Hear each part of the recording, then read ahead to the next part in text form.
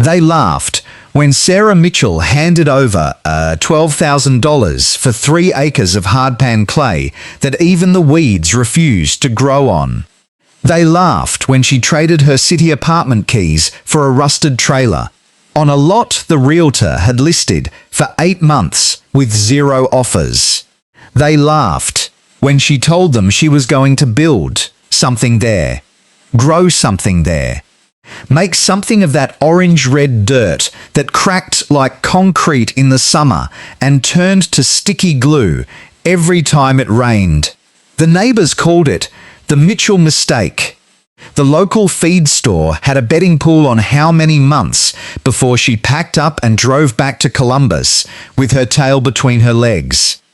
But Sarah didn't pack up. She didn't drive back.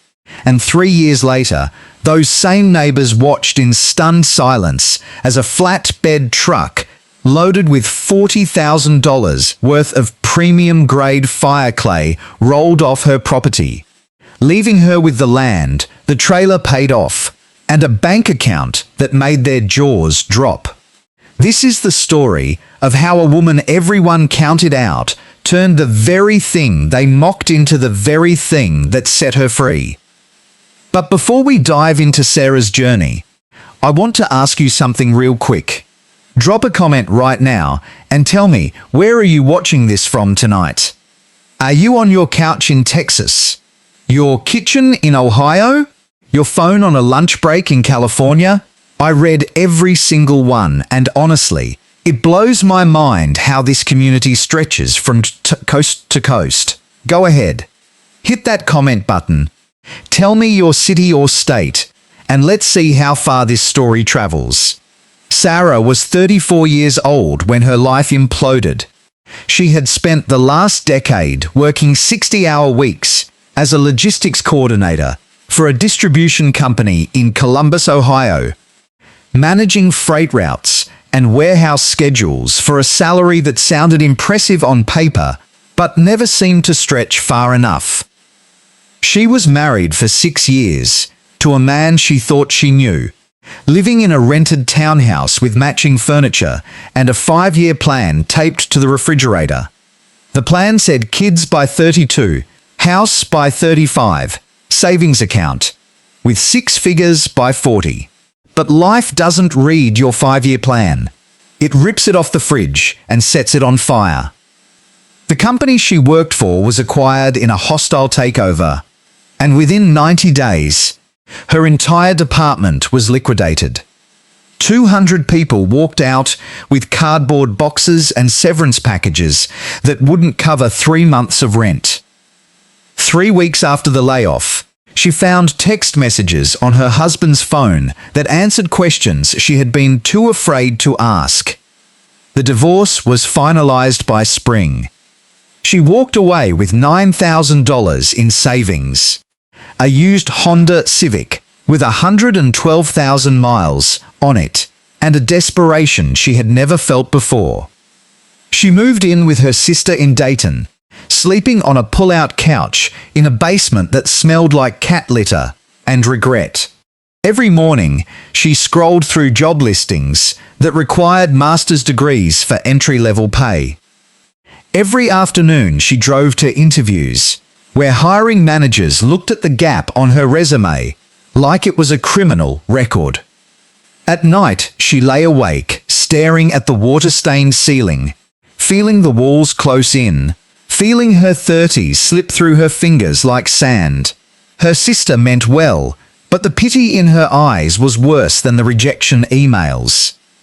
One rainy Tuesday in April, Sarah found herself driving aimlessly through the rural counties south of Dayton, past cornfields and collapsing barns and towns that time had forgotten. She wasn't looking for anything in particular. She was just trying to outrun the feeling that her life was over before it had really started. That's when she saw the handwritten sign nailed to a fence post. 3 acres. 12,000. Owner finance. She almost didn't stop. The land was at the end of a gravel road called Township Line 14, surrounded by soy fields on 3 sides and a creek that dried up every August. The realtor was a man named Earl who wore suspenders and a trucker hat that said deer. He didn't try to sell her. He warned her. Told her the soil was heavy clay. The well would need to be 200 feet deep. The previous owners had tried to farm it in the 90s and walked away after 1 season. He told her the county assessor valued it at $8,000, and even that was generous. But Sarah stood there in the drizzle, looking at the overgrown meadow and the rusted trailer parked under a sycamore tree, and she felt something she hadn't felt in months. Possibility. Not because the land was good, but because it was hers. Because for $12,000, spread over 5 years at 4% interest, she could own something that no boss could take away. No husband could cheat her out of. No economy could dissolve in a boardroom merger. She signed the papers the next morning. The laughter started before she even unpacked her boxes. Old man Jenkins, who farmed the 80 acres to the east, drove his pickup down the gravel road the day she moved in, leaned on his steering wheel, and stared at her for a full minute without saying a word. Then he shook his head and drove away. The Johnson brothers, who ran a combine crew during harvest season, made it a point to slow down every time they passed, honking and waving with sarcastic enthusiasm. At the Dollar General in town, Sarah overheard 2 women talking about the city girl who bought the brickyard, which was what locals had nicknamed the property decades ago, because the soil was so dense you could almost fire it in a kiln. Her sister called crying, begging her to come back to Dayton. Her mother sent her articles about rural crime rates and opioid epidemics. Her ex-husband texted her a laughing emoji when he heard where she was living. The loneliness was physical, a weight in her chest that made it hard to breathe some mornings.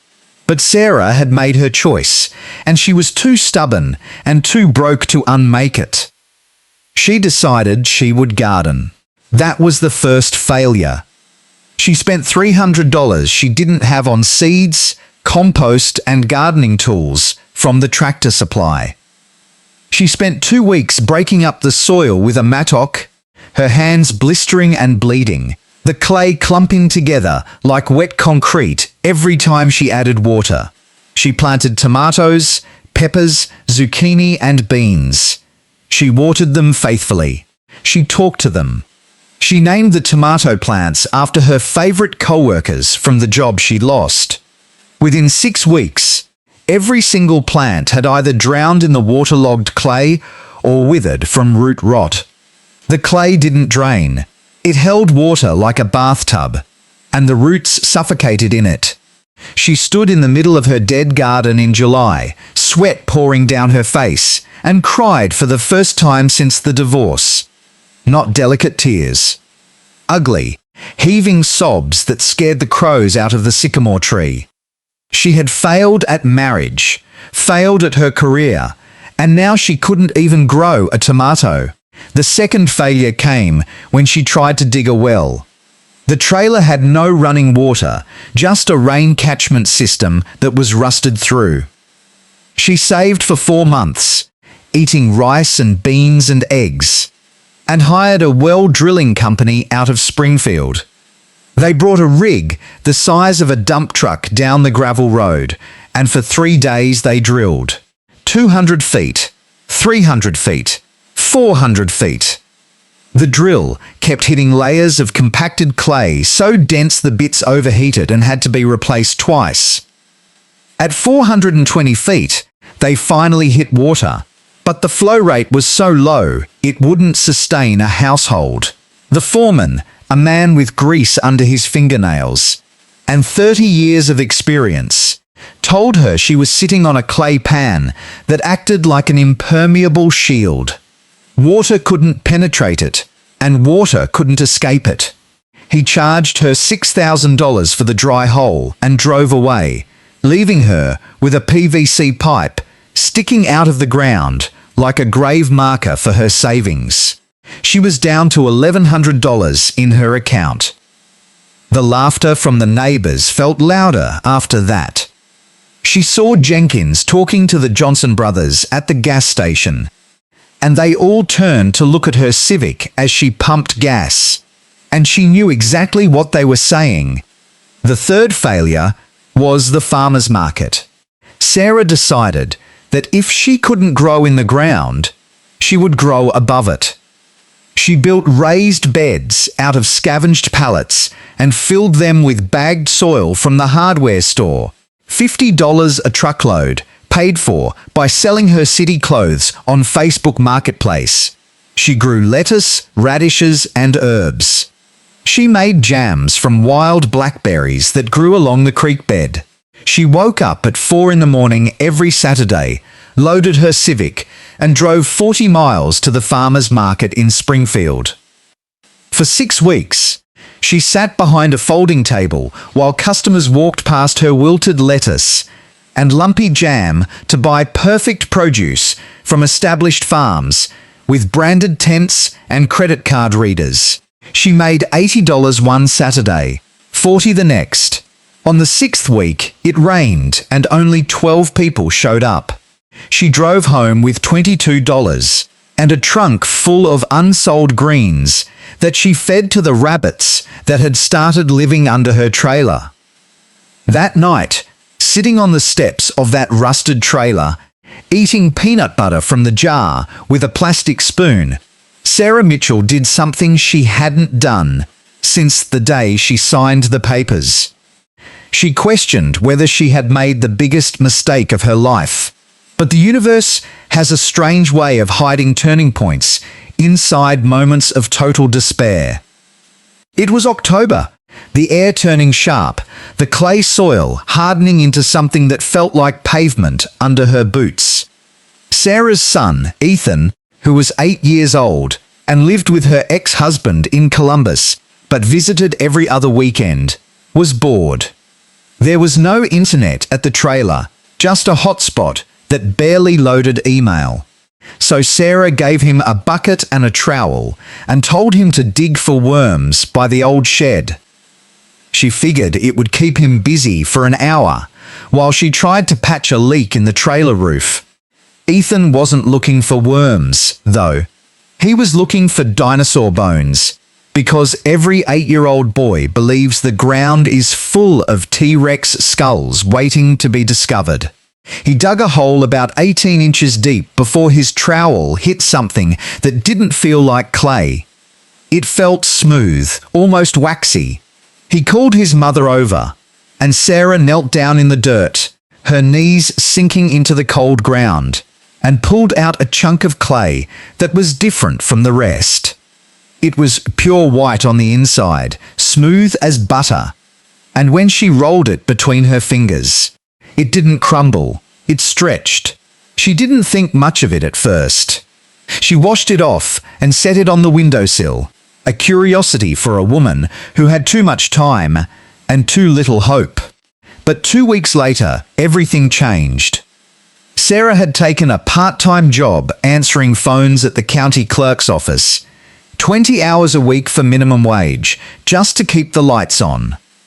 One afternoon, a woman came in to file permits for a pottery studio she was opening in town. Her name was Margaret Chen, a retired art professor from Cleveland who had moved to the county for the cheap rent and the quiet. She noticed the lump of white clay on Sarah's desk. Sarah had brought it to work to show a co-worker a joke about the only thing her land produced. Margaret picked it up, turned it over, and went very still. She asked where Sarah had found it. Sarah told her. Margaret asked if she could take a sample. Sarah said yes, mostly because she was confused by the intensity in the woman's eyes. Margaret came back 3 days later with test results from a geology lab at Ohio State. The clay on Sarah's property wasn't just clay. It was high-grade kaolin, a type of fire clay used in ceramics, porcelain, and industrial applications. The sample Margaret had tested showed a plasticity index and alumina content that placed it in the top 15% of domestic kaolin deposits. Margaret explained that most commercial kaolin was mined in Georgia and South Carolina, but Ohio had pockets of it left over from ancient marine depositors, rare and largely untapped. The white clay Ethan had found was just the beginning. The red and orange clay that covered most of the property was iron-rich earthenware clay, valuable to potters and sculptors who paid premium prices for natural, unprocessed material. Sarah sat in Margaret's car in the parking lot of the clerk's office, holding a printout of lab results she barely understood, and felt the ground shift beneath her feet. Not metaphorically, literally. The ground she had cursed and fought and cried over was worth more than her car, more than her trailer, more than the salary she used to make managing freight routes. But knowing and doing are two different mountains, and Sarah had to climb the second one with blistered hands. Margaret became her unlikely mentor, teaching her about clay bodies and shrinkage rates and cone temperatures. Sarah spent every evening after work reading geology textbooks from the county library, learning about sedimentary deposits and overburden ratios and mining regulations. She learned that the clay on her property was classified as alluvial clay, deposited by ancient waterways that no longer existed, compressed over millennia into layers that ranged from 18 inches to 4 feet deep. She walked her 3 acres with a soil auger, taking samples every 50 feet, mapping the deposits on graph paper by lantern light in the trailer. The Johnson brothers drove past one evening and saw her pacing the field with a clipboard. And they honked and waved, and she waved back. But this time she wasn't embarrassed. She was counting. The first year of transformation was slow and invisible to the outside world. Sarah used her paycheck from the clerk's office to buy a used pickup truck for $2,000. A vehicle that could actually haul weight without blowing a transmission. She built a makeshift screening station behind the trailer. Wooden frames with wire mesh she salvaged from a demolished chicken coop. She learned to process raw clay, drying it, slaking it down in 50-gallon drums, screening out the rocks and roots, and bagging it in 50-pound sacks she bought in bulk from a feed supplier. Margaret connected her with 3 local potters who were tired of paying shipping costs for clay from North Carolina. Sarah sold her first 20 bags for $8 each, $160 that she framed as a photocopy and taped to the trailer wall. It wasn't much, but it was the first money the land had ever given her, and she earned it with her own 2 hands. The second year, she got serious. She filed for a small-scale mining permit with the Ohio Department of Natural Resources, a stack of paperwork so thick it could stop a bullet. She sat in government offices in Columbus, wearing her only blazer, explaining to bureaucrats that she wasn't a corporation. She was a woman with 3 acres, and a dream that sounded insane when she said it out loud. They approved her permit on the condition that she didn't use heavy excavation equipment, and that she restored any disturbed areas within 18 months. She agreed. She bought a second-hand backhoe for $4,000, financed by a microloan from a rural development program she found buried in a state website. The backhoe arrived on a flatbed in March, and Sarah spent 2 weeks learning to operate it by watching YouTube videos on her phone at the library and practicing in her field. She dug her first commercial pit in April, a trench 20 feet long and 4 feet deep, exposing a seam of white kaolin, so pure it looked like snow against the red earth. She processed 2 tons that spring, bagging it in her shed until midnight, her hands cracked and stained, her back screaming, her heart fuller than it had been in years. By the third year, word had spread through the ceramics community in a way that no advertising budget could buy. A pottery supply store in Cincinnati placed a standing order for £500 a month. An art school in Columbus sent a van every semester to buy raw material for their sculpture department. A boutique cosmetics company contacted her about using her kaolin in face masks and body powders, paying $12 a pound for processed, cosmetic-grade material. Sarah hired a local teenager to help with bagging and a retired mechanic to maintain her equipment. She built a pole barn with a concrete floor. Installing solar panels she bought at auction from a failed golf course development. The trailer was still there, but now it sat beside a real business, a real operation, with invoices and tax forms, and a website that Margaret helped her design. The Johnson brothers stopped honking when they drove past. Old Man Jenkins actually waved once. A real wave, not a sarcastic one.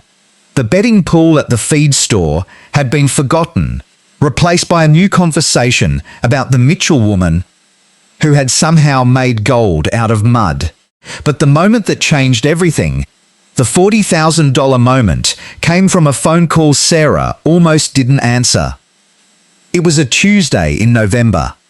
Cold enough to see your breath. The clay pits dormant for the winter. The caller was a materials engineer named David Reeves, representing an industrial ceramics manufacturer based in Pittsburgh that supplied refractory linings for steel mills. They had been sourcing kaolin from Georgia, but supply chain disruptions and rising transportation costs were eating their margins. A colleague at the art school in Columbus had mentioned a small deposit in Ohio, run by a woman who processed everything by hand. David drove out to Township Line 14 the following week, wearing a suit that looked wrong against the rural landscape, and walked Sarah's property with a briefcase full of testing equipment. He took core samples. He tested moisture content and particle size distribution. He asked about her annual output, her processing capacity, her expansion plans.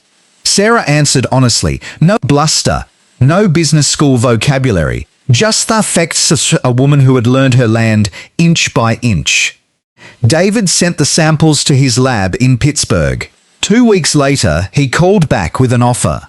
His company needed 40 tons of processed kaolin annually for a new refractory product line. They were willing to pay $1 per pound, delivered on a 2-year contract with an option to renew. Sarah did the math standing in her pole barn, the phone shaking in her hand. 40 tons, 2,000 pounds per ton, 80,000 pounds. At $1 per pound, that was $80,000 a year.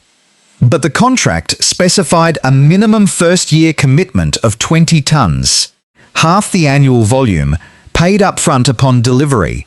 20 tons, $40,000. She didn't laugh when she hung up the phone.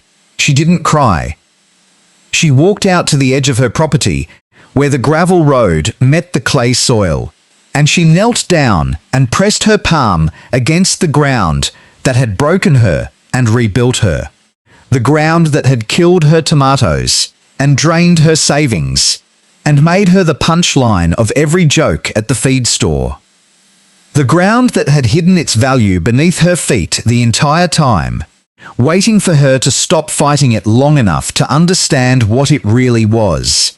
The delivery happened in March of the 4th year. 3 flatbed trucks, each loaded with pallets of bagged kaolin, processed and screened to industrial specifications that Sarah had learned to meet through trial and error.